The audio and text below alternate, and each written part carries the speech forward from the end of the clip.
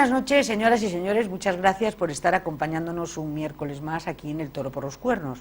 Este toro que lo vamos a dedicar a dos temas muy relacionados entre sí. El tema de fondo es las consecuencias de lo que es la mentira llevada a la historia, en la que su tergiversación puede provocar odio y puede provocar, pues lo que estamos viendo en Cataluña, desgraciadamente, y lo vamos a enlazar con la gran leyenda negra que tantos problemas nos ha causado a lo largo de la historia y todavía sigue causándolas hoy. Pero para hablar de esto, de Cataluña, de la leyenda negra y de algo que francamente estaba hablando yo con el invitado de esta noche, pues es una cosa excepcional, y es que un estudio importantísimo, histórico, donde pone en jaque a lo que ha sido pues la idea inglesa y su maravillosa supremacía en el mar y su gran victoria sobre los españoles con aquella famosa Armada Invencible, pues eso tiene todavía pero muchas connotaciones. Entonces esta noche tenemos al profesor de filosofía, don Luis Gorrochategui, que ustedes ya lo conocen porque estuvo invitado aquí en el programa. Es profesor de filosofía y es escritor y es historiador, y ha puesto, para que disfrutemos nosotros de la verdad y de la calidad, del gran rigor de un estudio histórico en profundidad, pues la Contraarmada. Luis, muchas gracias por estar aquí. Gracias a ti, Pepa. Yo tuve el honor de presentar la Contraarmada, estaba recién publicado en el Casino, y me quedé impresionada porque la Contraarmada es, no sé, algo fascinante y encima de verdad, y encima le damos palo a los ingleses. Sí. ¿Qué es la Contraarmada? Cuéntanos un poquito. ¿Por qué empiezas a escribirlo? ¿Y cuál es en este momento la gran ilusión que tienes entre manos? Porque ahora mismo la tienes prácticamente en el mercado inglés. Sí. Cosa muy difícil. Sí, la verdad es que eso es muy difícil. Yo no conozco otro caso de un historiador naval español que haya escrito un libro de historia naval inglesa y que se lo hayan publicado al inglés. Por lo menos un caso, yo no conozco ninguno.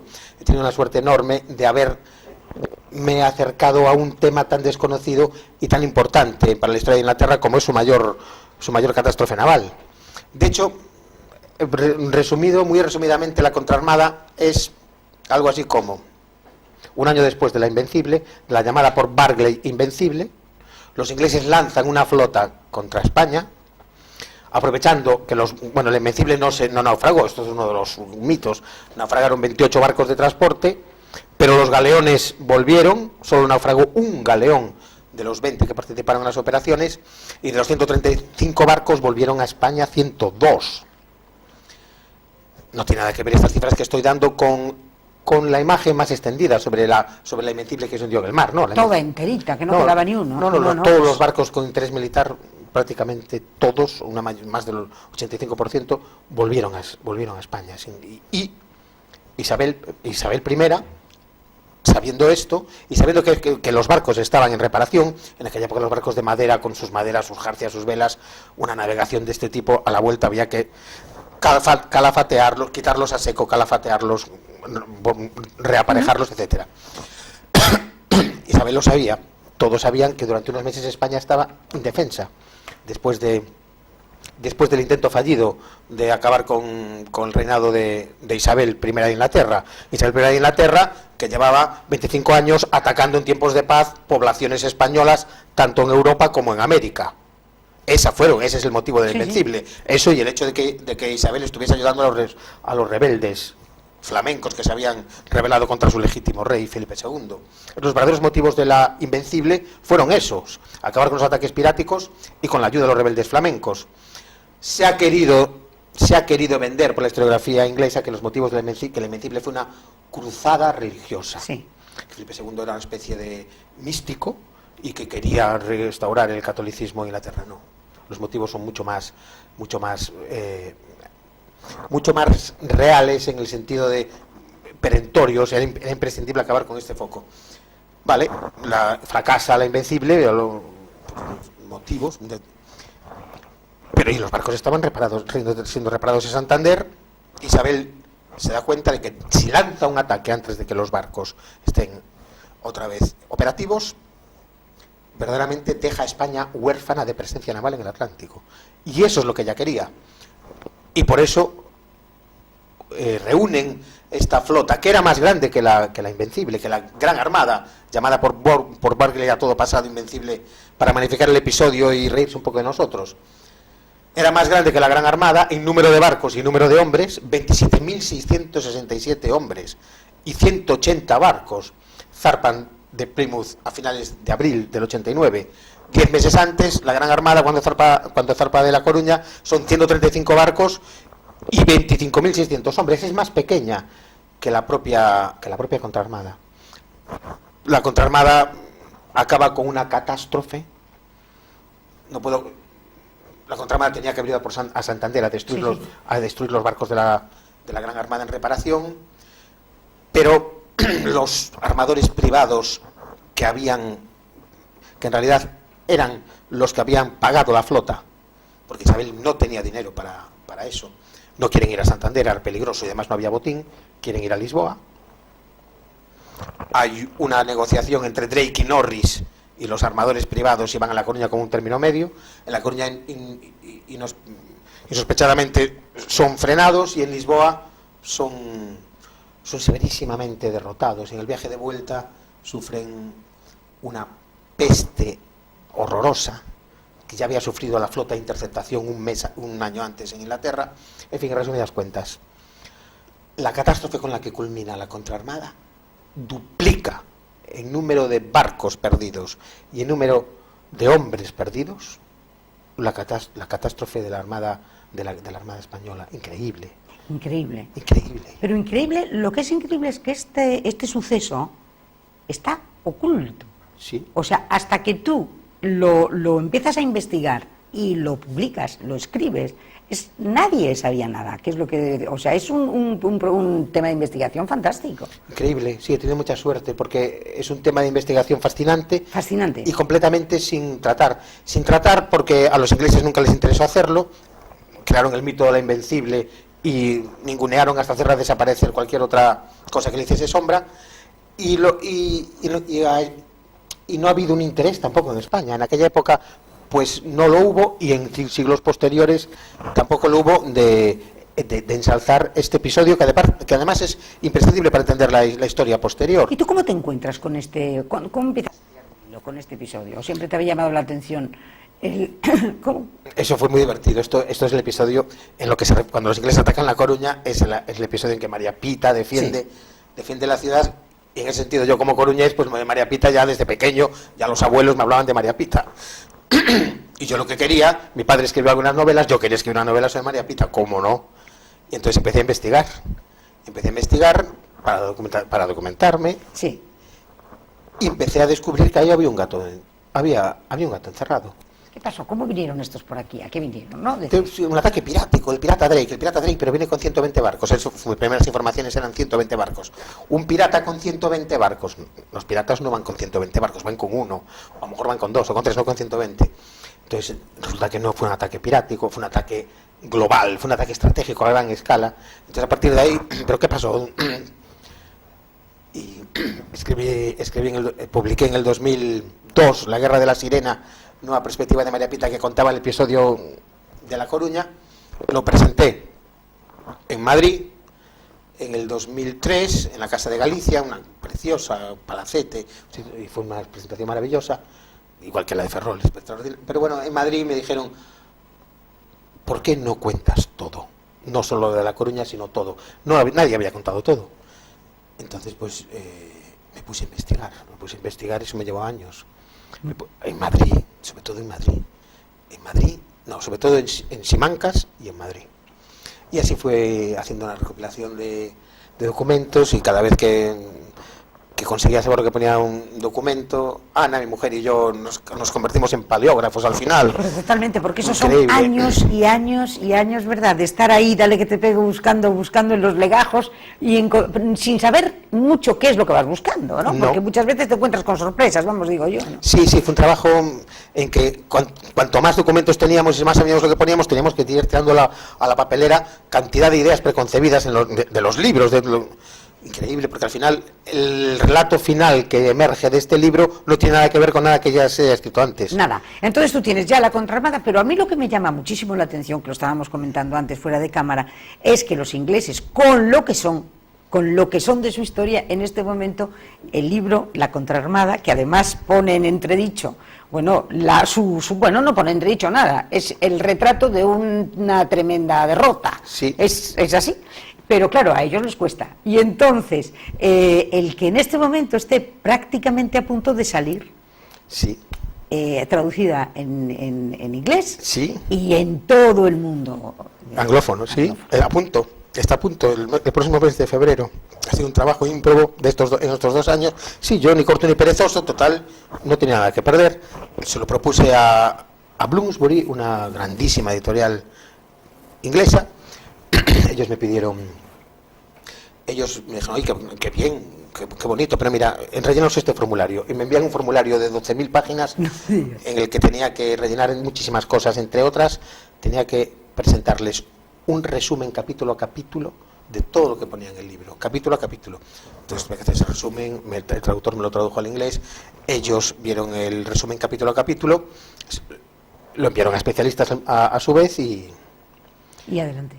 Y lo que le dijeron los especialistas es que nadie había, que ellos no tenían esa información, que era imprescindible publicarlo. Y ahí empezó la aventura de publicarlo, que ha sido fascinante estos 2 años de muchísimo trabajo. Ahora ya está a punto de salir. Es un libro nuevo y un libro armado según el modo inglés. Según el modo inglés, que es muy estricto en algunas cosas. El libro ya, digamos que tiene todos los estándares, está ya listo, el producto ya está listo y yo estoy muy expectante a ver qué pasa. ¿Y dónde lo vas a presentar? ¿En Londres o no lo presentáis o cómo va a hacer? No tienes ni idea de eso, de momento lo que te digan. Estás a las órdenes del Lo que me digan, yo voy, lo que me digan yo voy, sí, hombre, imagino que habrá una presentación, no lo sé, o que habrá muchas, no lo sé, el libro se presenta, ya te digo, en todo el mundo anglófono. Y entre manos ahora que terminas porque yo no me puedo creer que después de todo lo que habéis investigado, Ana y tú, ahora mismo, con todo lo que habéis desechado, seguro que tienes que tener 4 o 5 temas para abordar, ¿o me equivoco? No te equivocas nada.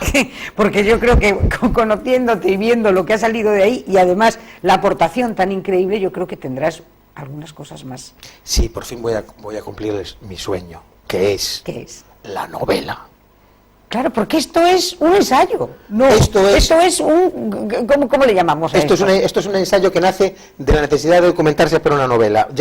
Porque claro, tú vas a escribir una novela histórica sobre un hecho histórico, pero si el hecho histórico no se conoce, ¿cómo vas a escribir una novela? Claro, tienes que decir primero el hecho histórico, luego ya veremos cómo va la novela, ¿no? Entonces, ahora ya está el hecho histórico ahí. Ya lo tienes. Ya lo tengo. Y además te han dicho, sí señor, es verdad, y te han dicho los ingleses, oiga, pues sí, tienes razón. Bueno, espera porque ahí va a haber tela.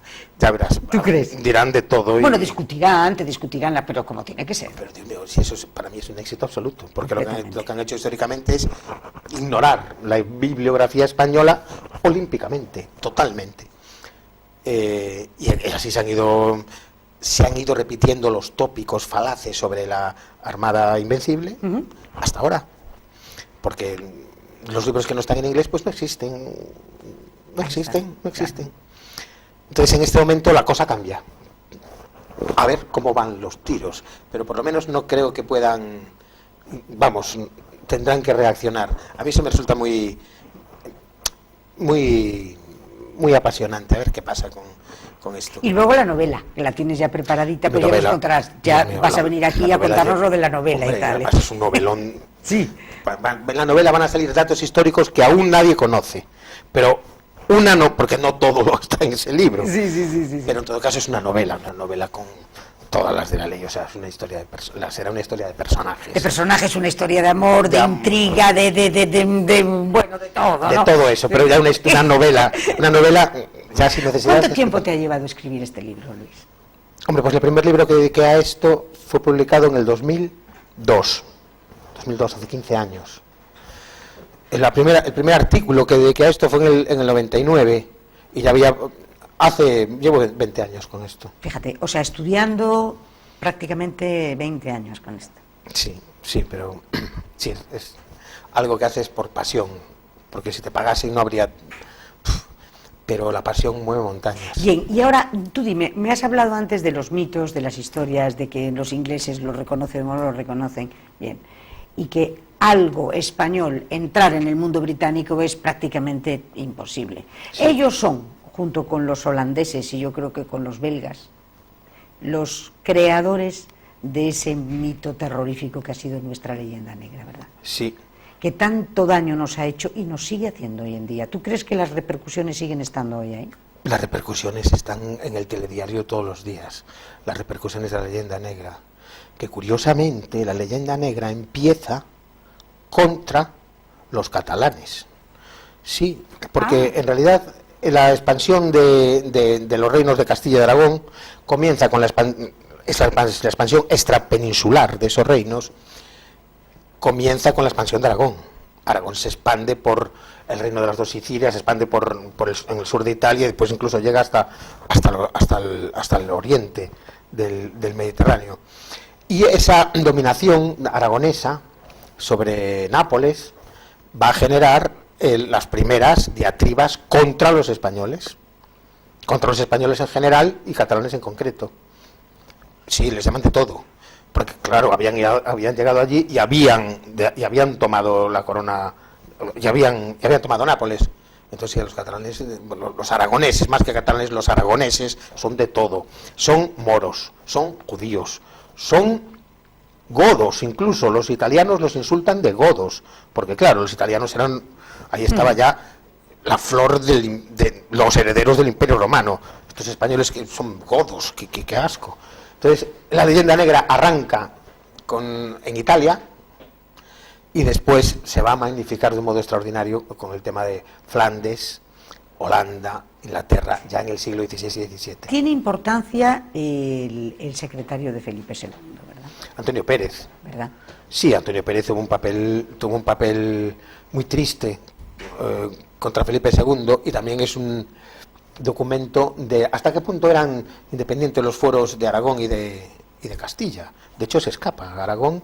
¿Y el rey no lo puede tocar allí? No, bueno, lo manda a la Inquisición, al final consigue trincarlo. La Inquisición es una especie de FBI, de español, de la época, algo así. Pero, claro que sí, Antonio Pérez, pero después la leyenda negra sobre todo se basa en la enormidad de los logros españoles del siglo XVI. Es porque es enorme y totalmente nunca había ocurrido nada parecido. De repente un país se expanda a esa velocidad por tantos millones de kilómetros cuadrados, nada. Y entonces, claro, eso genera estupefacción, envidias. Y además España no solo se estaba expandiendo por el planeta, sino que estaba dominando Europa. Entonces eso genera primero, España abre todos los telediarios durante años, todo lo que están haciendo, toda la bibliografía española sobre las nuevas Indias, sobre los libros que se escriben en España, sobre todos los nuevos hallazgos, son bestsellers en toda Europa. Los españoles se convierten en algo absolutamente fascinante, y en tanto que están dominando Holanda, en tanto que están dominando Francia, en tanto que son el poder hegemónico en la propia Europa, pues claro, generan una envidia que va a generar a su vez una leyenda negra que muchas veces es casi patética. Por ejemplo, los holandeses lo que hacen es coger toda la iconografía cristiana del infierno, y esa iconografía del infierno, en la cual lo encontramos en arquivoltas, en muchas catedrales, ¿no? El infierno con la gente ardiendo, ahorcados, niños devorados, cosas horrorosas, toda esa iconografía imaginería medieval la proyectan, pero en vez de ser demonios se convierten en españoles. Pero es curioso porque está fusilada de la iconografía del infierno. ¿Ah, sí? Sí, la iconografía holandesa, los grabados holandeses, en los que se ven cosas increíbles, como por ejemplo los españoles que están... Hay un montón de indios ahorcados que a su vez están siendo cocinados a la brasa. O lo ahorcas o me lo quemas, pero no hagas todo al mismo tiempo. Pero sí, en aquellos grabados están ahorcados.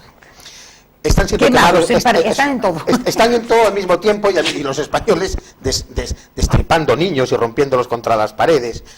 En fin, unas cosas totalmente demenciales, pero que en aquella época tuvieron un éxito extraordinario porque España estaba en todas partes y España estaba dominándolos, ¿no?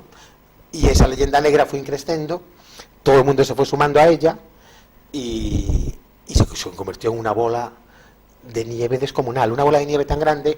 Mientras España fue un imperio en el siglo XVIII, pues Lope de Vega y compañía, siglo XVI, siglo XVII y siglo XVIII, pues ya el siglo de oro, pues se ardieron de la leyenda negra. Y mientras España fue un imperio, pues le importaba un pepino un poco la leyenda negra, ¿no? Es como el antiamericanismo ahora, todo el mundo contra los norteamericanos. Los norteamericanos, mientras son un imperio, pues les da igual que digan. Pero claro, cuando España deja de ser un imperio y se convierte en lo que es 500.000 de kilómetros cuadrados, pues entonces esa leyenda negra pesa como una losa. De hecho nos ha hecho y nos está haciendo un daño descomunal, porque esa leyenda negra va a ser utilizada como moneda de cambio todos los días por los propios españoles en los últimos 200 años. Que ese es el gran problema, por los propios españoles. Fruto de un desconocimiento de nuestra propia historia. ¿Tú crees que eso influye? Porque yo encuentro que, como decía, era Ortega el que decía que la cuestión era una cuestión de cultura. La propia incultura española, que hoy en día la estamos viendo, bueno, lo vemos sobre todo en las cuestiones políticas, es que hay cada uno que abre la boca y dice cada barbaridad, y entonces, y aquí se permite todo, se consiente todo, se admite todo, y se estudia muy poco. Entonces, esa especie de desprecio, por ejemplo, o de autoflagelación, por ejemplo, con la conquista de América, que es que no le puedes llamar ni siquiera conquista, ahora tienes que decir la unión de dos civilizaciones, la no sé qué, o sea, esa especie de complejo que tiene el español, ¿es fruto, tú qué crees, de la incultura o de la mala fe? Eso fue inoculado durante siglos por estas potencias que después fueron las potencias emergentes, ¿no? El español como un ser lascivo, cruel, salvaje, una especie de orco del Señor de los Anillos, ¿no? Eso fue haciendo mella en el inconsciente español, fue penetrándonos, y nosotros nos acabamos de creer, acabamos por creernos estas increíbles calumnias que además lo que hacen es ocultar una historia absolutamente contraria a lo que pretenden. Por ejemplo, el Imperio Español fue súper lesivo con las poblaciones indígenas. Es al revés. Menos mal que llegaron los españoles y no llegaron otros países que con otras estrategias expansivas. Como por ejemplo Inglaterra, la estrategia expansiva fue la sustitución poblacional.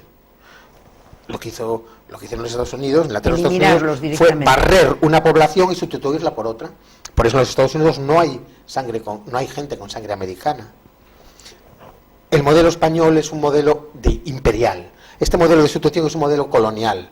El español es un modelo imperial. De hecho, no debemos de hablar de colonias españolas. España nunca tuvo colonias, sino que lo que tuvo fue un imperio, y ese imperio se basa en la integración de pueblos, igual que el Imperio Romano. Tú lo que haces es conquistar pueblos e integrarlos, y hacer un imperio con distintos pueblos que ya estaban ahí. Claro, pero no arrasarlos, como pasó con los en Estados Unidos, no queda un indio. No. A la vista está. Claro. Por eso el Imperio Español fue un imperio en el sentido clásico de la palabra, como también ha explicado esta amiga Elvira Roca Barea en su que tú recomendabas el libro ese que se llama Hispanofobia, un librazo que recomiendo encarecidamente, porque en realidad hay muchos libros sobre la leyenda negra y algunos muy buenos, pero este nuevo libro de Elvira es verdaderamente imprescindible. Leerlo, empaparse en él y empezar a trabajar contra la leyenda negra, porque la leyenda negra lo impregna todo. Claro. todo, impregna incluso nuestra forma de entendernos a nosotros mismos a nivel individual. Pero fíjate, tan graves consecuencias ha tenido a lo largo de la historia. Es tremenda. Es tremendo, es que es una losa. La leyenda negra es tremenda. Cuando tú te crees, si tú te crees la leyenda negra, tú de alguna manera tienes que huir de ser español para lanzar este mensaje, que yo no soy de esos salvajes que acabaron con los indios, yo no soy de estos. Entonces te separas de España como una especie de mecanismo de supervivencia a nivel individual. Muchos españoles reniegan de España porque no conocen en absoluto su historia y sin embargo sí que conocen la leyenda negra. De hecho, esto es un tema de una importancia increíble, es un tema omnipresente. Es un tema omnipresente que podemos conectar con todas las cosas. Ha habido muchos intelectuales, gente importante, creadores, escritores, cineastas, que han renegado públicamente de España sin saber de lo que estaban renegando, sin saber que estaban renegando de una imagen completamente falaz de España. Por eso, falta de cultura. En este momento esta persona está haciéndolo desde su punto de vista totalmente subjetivo, sin conocimiento exacto del problema. Tienes toda la razón, falta de cultura, pero en un sentido muy complejo, porque esas personas seguramente son los que han leído más libros de historia de España, libros que están completamente influenciados por la leyenda negra. Entonces, una persona culta se lee la historia de España, uy, qué malos los españoles, uy, en América se cargaron a todos los indios, como decía Bartolomé de las Casas, llegaron los españoles y se cargaron a todos los indios. Philip Powell, uno de los norteamericanos que reaccionó contra la efervescencia de la leyenda negra de 1898, porque la leyenda negra se actualiza cada vez que hay que demonizar a España. Y hubo que demonizar a España en 1898 para declarar la guerra a los salvajes españoles, los Estados Unidos, ¿no? Entonces se demonizó a España de una manera tan caricaturesca que hubo un movimiento intelectual de rechazo contra esa leyenda negra que venía del siglo XVI y se generaron extraordinarias obras en los propios Estados Unidos desmontando la leyenda negra. De hecho hay una, El árbol del odio, de Powell, que se puede conseguir en español y en España, imprescindible. El árbol del odio. Son dos nombres que nos acabas de dar: hispanofobia por un lado y el árbol de odio. Porque yo creo que esto es importantísimo que lo escuchen nuestros telespectadores. Son dos libros de una importancia absoluta. Si te lees estos dos libros, te lo lees con calma y con atención, tu imagen de España cambiará de un modo radical. Radical. ¿Y qué opinas, por ejemplo, de Pérez Reverte? A mí Pérez Reverte me encantan sus artículos. De hecho, escribe de una manera muy fresca y muy directa. De la última película, Oro, ¿no la viste? Ay, por Dios, no la vi, pero ya me han llegado. Ya te han llegado la onda. Me han llegado avisos de que, por Dios, si veo un cine que ponga oro, que cambie de acera. A mí también me han llegado, por eso te pregunto, porque a mí Pérez Reverte me encanta como articulista, pero no me gustó absolutamente nada el libro suyo de Trafalgar. Es que, bueno, yo no... ¿No lo leíste? No. El libro, sobre todo después de leer Pérez Galdós, pues te cuento. O sea, claro. Trafalgar de Galdós me lo leí de penalti. Me lo leí de un tirón y aparte se me hizo de día leyéndolo. Estaba estudiando en Barcelona, cogí Trafalgar y no pude parar de leerlo. Y no puedes dejarlo, es que no puedes dejarlo. Al día siguiente, o sea, se me hizo de día, ese día laté, me quedé dormido después de leer Trafalgar y tuve un sueño que aún me acuerdo. Estuve yo pues que bueno, Galdós es otra gran obra muy recomendable, Los episodios nacionales. Hombre. Imprescindible para conocer y para querer España, porque solo se puede querer lo que conoces. Y yo creo que el desconocimiento es tan grande, el desconocimiento de la historia, el desconocimiento de nuestra gran historia, porque claro que ha habido hechos puntuales que son desgraciados, pues claro que sí. Siempre hay un pirado, un loco que organiza una batida y pues claro que sí, pero es que eso no es España.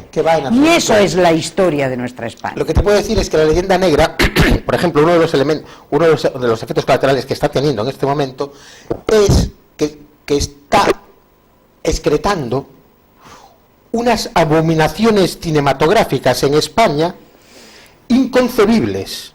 Por ejemplo, ¿cómo se llama?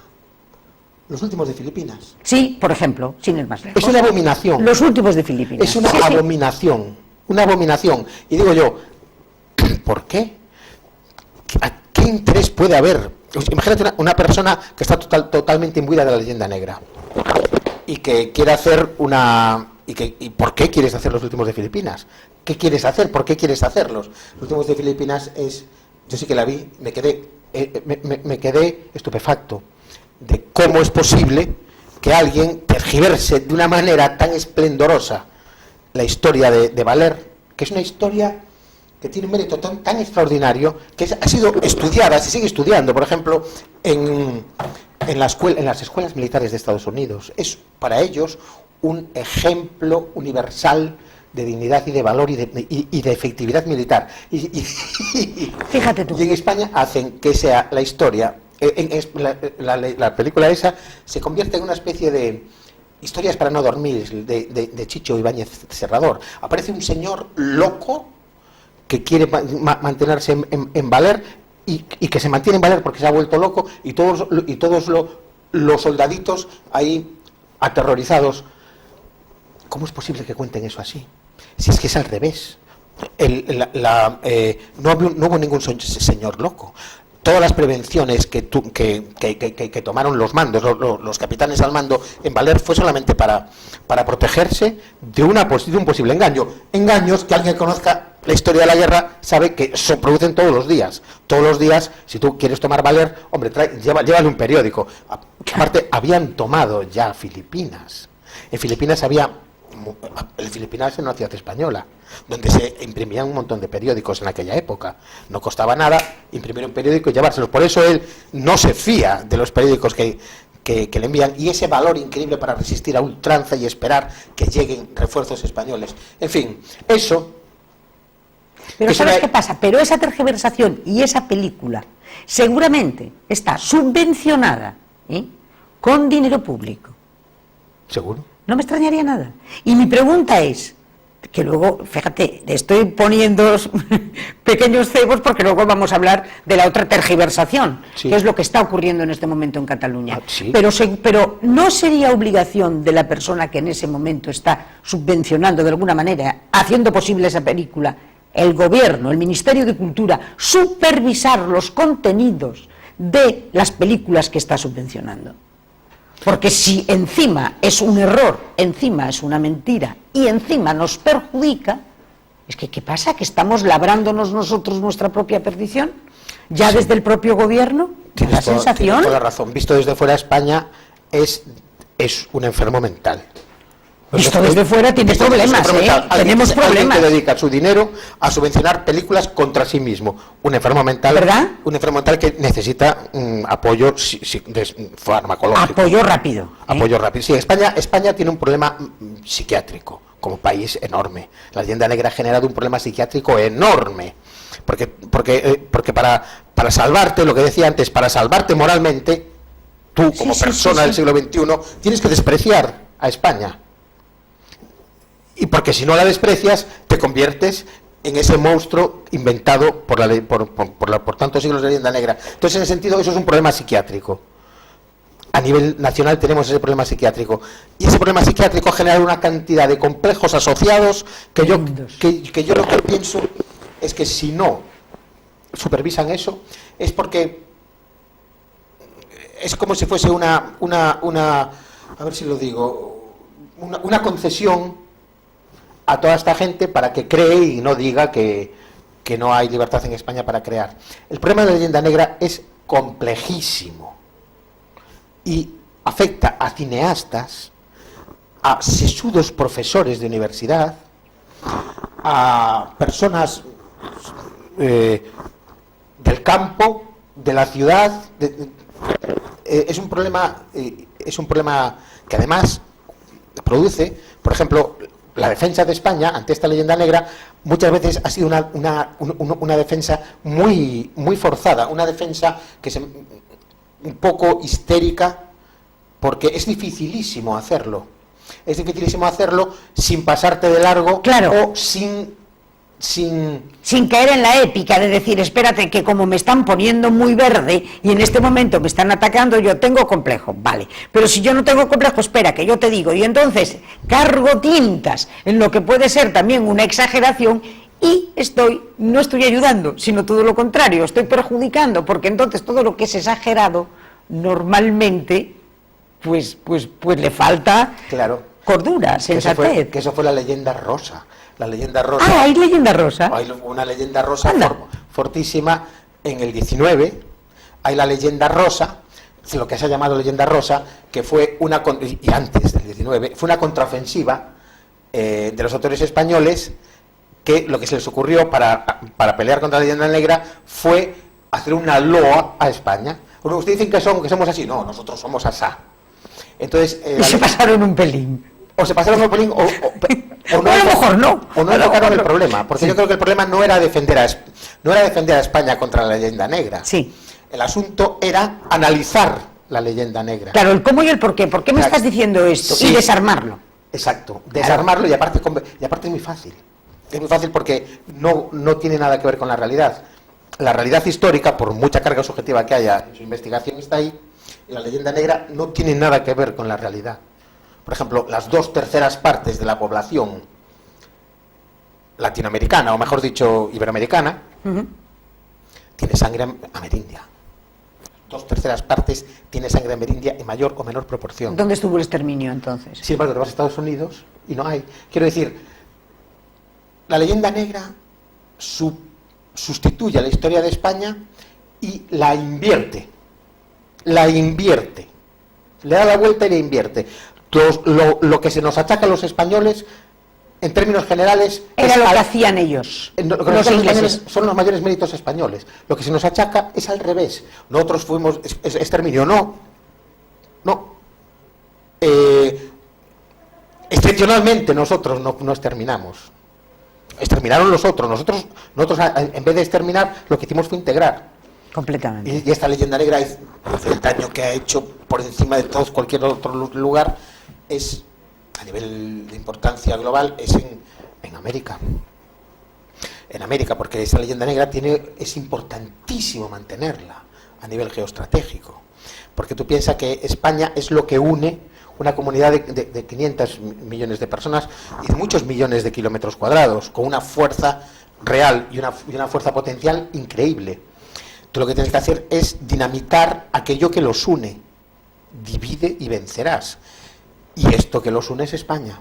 Claro. Si estos desde Argentina hasta México estuviesen contentos y supiesen en realidad lo que es España, el panamericanismo recibiría un impulso enorme, cosa que le pone los pelos de punta a las otras potencias. Pues imagínate que el río Bravo no fuese la frontera con México, que fuese la frontera con un país de 20 millones de kilómetros cuadrados. No, el peligro es tremendo. Y 700 millones. Entonces, claro, no. Españoles malos. Españoles malos, y así sois vosotros malos. Por Dios, huir de los españoles. Huir de lo que os une. Huir de lo que os une, efectivamente. Y ahora estamos llegando ya a la mitad del programa y nos vamos a dejar en huir de lo que os une, porque eso mismo nos está pasando, eso que estás hablando. Divide y vencerás. Huir de lo que os une. Ahora, en Cataluña. Hoy. Ayer, esta semana, lo estamos viendo todos los días. El adoctrinamiento en los colegios, la falsificación de la historia, el inocular un veneno nacionalista para todo lo que sea ir en contra de la idea de España. Sí. Divide y vencerás. Sí. Nos vemos dentro de un segundo. Vale.